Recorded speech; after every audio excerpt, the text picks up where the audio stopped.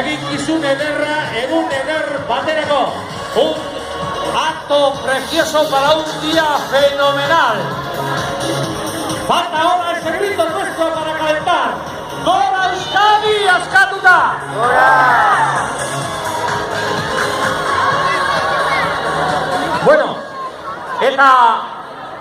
Bueno, pensarri dezagun, eta nahi baduzue berriro begiratu goroantz. Ya nos vamos sentando y no perdemos de